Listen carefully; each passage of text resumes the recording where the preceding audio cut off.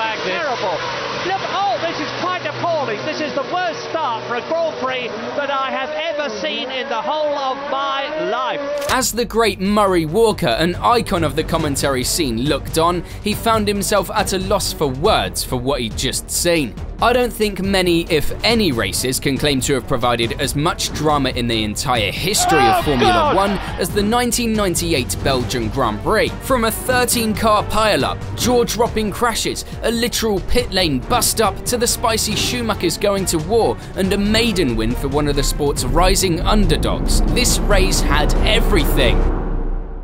Qualifying was something special right from the start. The track conditions on Saturday were cool and dry, just perfect, and a thrilling duel between the two McLarens of Mika Häkkinen and David Coulthard were taking centre stage. Every time Coulthard would go faster, Häkkinen would respond by shaving off a few more tenths. In the end though, Häkkinen snatched pole position by a mere 1/10 of a second, securing the front row for McLaren alongside Coulthard.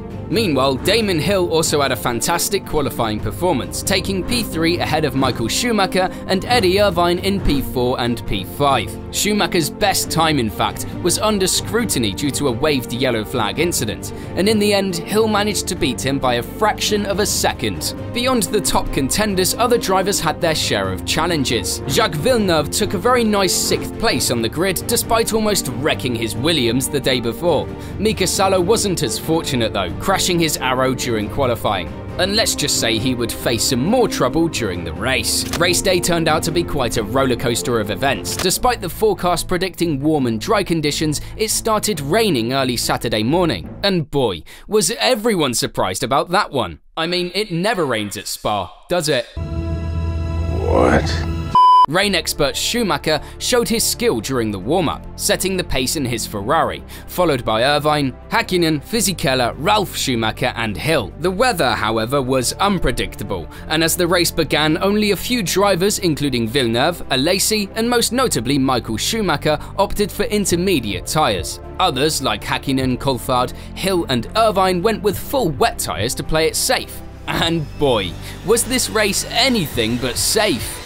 When the lights went out, Häkkinen got off to a solid start, but Coulthard struggled to get going. Villeneuve, on the other hand, had shot up to challenge Häkkinen for the lead. Hill, experiencing excessive wheel spin, had dropped back to around 7th from 3rd, allowing Michael Schumacher to climb up to P3. The front runners had got away well for the most part, but it would be behind them where the real chaos unfolded.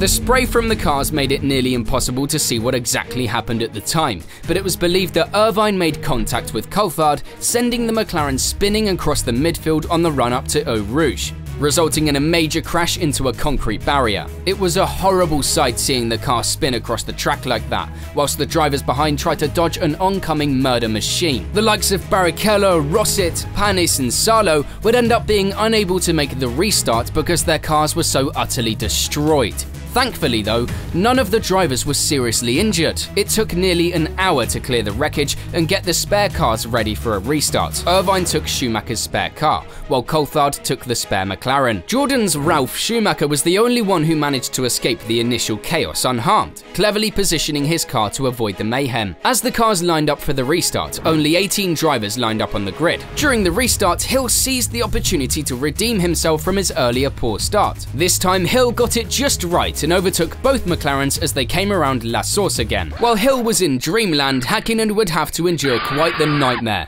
Where am I? What was that?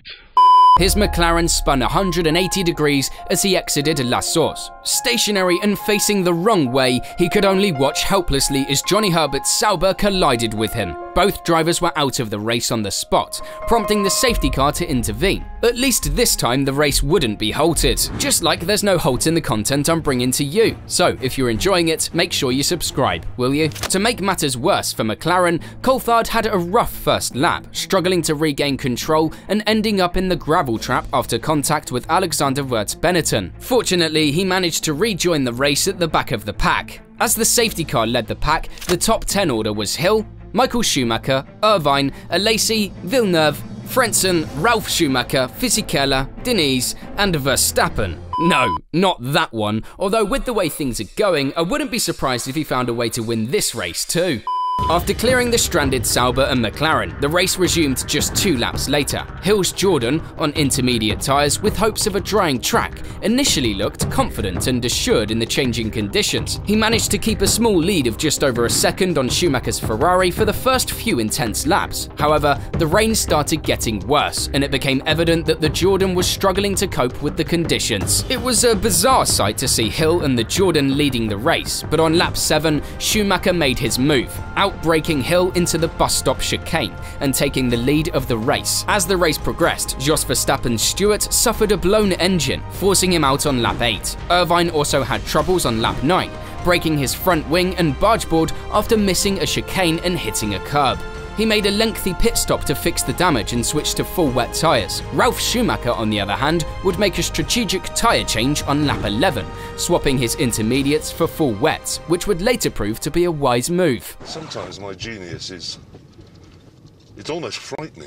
On lap 16, most of the leading drivers still on intermediates, such as the likes of Jacques Villeneuve, would pit for full wets, or at least try to. Yeah, Villeneuve took a happy misadventure into the barriers just before his stop. Damon Hill's pit stop wasn't entirely smooth either, as the mechanics adjusted the front wing settings, but they managed to get it done despite a minor hiccup. By lap 17, Hill found himself sandwiched between the 2 Schumachers. Michael had a comfortable lead over Hill, and Ralf was in 3rd place, grateful for the earlier strategic tyre change. Alesi, Frentzen, Irvine, Diniz and Fisichella followed in top positions. Coulthard, though, was a little frustrated with the conditions and urged for the safety car to return. His intuition would later prove to be correct. By lap 24, Ralf Schumacher had closed the gap to his teammate Damon Hill to just 10 seconds, while Michael extended his lead over Hill to almost 30 seconds. On this very lap, Michael would also almost collide with Diniz. And for those of you that know, well, you know how foreshadowing works. Sometimes foreshadowing is relatively obvious. He then approached Coulthard, who was about to be lapped, but the situation got tense as Schumacher gestured his impatience with the McLaren in his way. His impatience would turn into full-boiled anger on lap 26. Disaster struck as Schumacher's right front wheel hit Coulthard's rear when trying to pass the Scotsman. David Coulthard in these appalling conditions. Oh God! Michael Schumacher hits David Coulthard and is out! Causing severe damage to the Ferrari. Frustration had gotten the better of the German in these treacherous conditions. Both cars limped on, but Michael's race was over. He'd been leading the race by well over 30 seconds. He was well on his way to solidifying his run at the driver's title, and it was all gone in an instant. He was so angry that when he got back to the pits, he threw his steering wheel at his mechanic, got out the car and headed straight for the McLaren garage. He confronted Coulthard, who still had his helmet on. He was totally convinced that Coulthard was the one to blame for whatever just went down on the track. And let me tell you, the exchange was fiery. Coulthard later recounted that Schumacher was fuming, accusing him of some pretty serious stuff. We're talking trying to fucking kill me kind of accusations.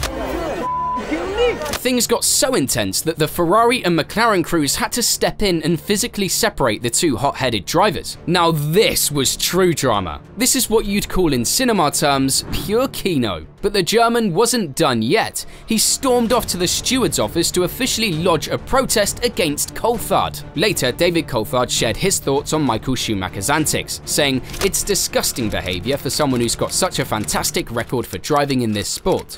He really needs to get some sort of help for controlling his anger after such an event." Yeah, I wasn't kidding when I said the spice was off the charts with this one.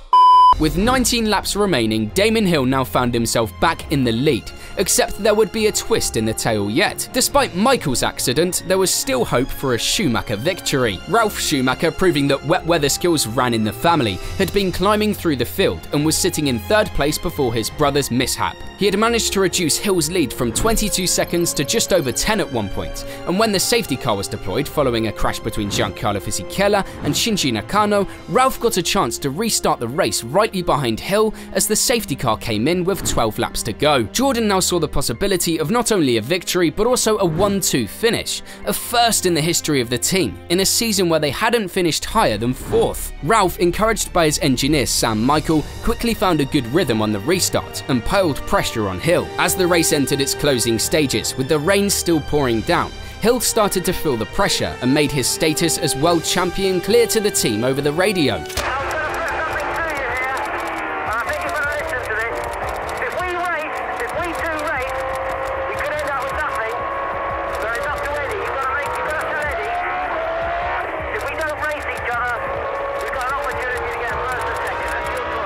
Jordan, slow to make a decision, was considering all factors, including Ralph's contract negotiations for the following year. Eventually, he decided to use team orders, instructing Ralph not to overtake Damon. Ralph's engineer, Sam Michael, tried to get the message through to him several times, and let's just say Ralph wasn't a happy camper about it. No! God, please, no! No! Ralph, you cannot overtake Damon, okay? That is team order. Despite the clear instruction, Schumacher continued to push. You heard me before, didn't you, Ralph, about overtaking Damon? You heard that, didn't you? Still, there was no response. Get that, Ralph? Did you hear me? Silence. Ralph, acknowledge. It was his fourth attempt, but he finally got through to the German driver, who responded with a two-word reply. Yes, Sam. Despite the team orders, there was a sense that Ralph might ignore them, especially since he was suing Jordan to be released from his contract and join Williams next year. Eddie Irvine's race was over too, as his Ferrari spun off the track into the gravel after clipping a curb. Now, both Ferraris were also out. Ralph was showing dedication to the team's orders, but Alesi was applying some pressure from behind, albeit unsuccessfully. Frentzen and Denise would end up being unable to keep up with the leading trio, and Jarno Trulli managed to secure a valuable point for Prost, albeit 2 laps behind the leaders. Slow and steady comes 6th in the race, I suppose. The race concluded on lap 44, with Damon Hill celebrating his historic victory for Jordan, their first ever Grand Prix win, and in a remarkable 1-2 finish. Eddie Jordan's joy was evident as he performed a now famous jig in the paddock. Schumacher's frustration was apparent. Much like his brother's anger in the McLaren garage earlier, he was denied a possible first win, and despite waving his cap and spraying champagne during the celebrations, he felt aggrieved. So aggrieved that he even crashed Jordan's post-race celebrations, saying that Ralph would never drive for Jordan again. If any of you were wondering, yes, he did actually follow up on that threat. Ralph would achieve one final podium for Jordan at Monza, before leaving the team for Williams, where he spent 6 years. Michael missed out on a 3rd world title, losing to Häkkinen in the final race. Had he won at Spa, he would have gone into the title showdown at Suzuka with a 6-point lead instead of a 4-point deficit. In the end, only 8 out of 22 cars would finish the race, with 13 out of 14 DNFing cars bowing out of the race due to some sort of collision or damage. The only man that retired on track due to a mechanical failure was Esteban Tuero in the Minardi Ford. And boy, would he have been thanking his guardian angels for that. Thank God. So, not only was Spa 1998 a gift from the F1 scriptwriters, but it also had huge implications for the Drivers' Championship. I quite doubt we will ever see a race like this again, mostly because the FIA would rather run 2 laps in the wet and then cool the race off these days. That being said, if you enjoyed this video, why don't you check out the one I made about the greatest Formula 1 season of all time? Something tells me you'll like that one.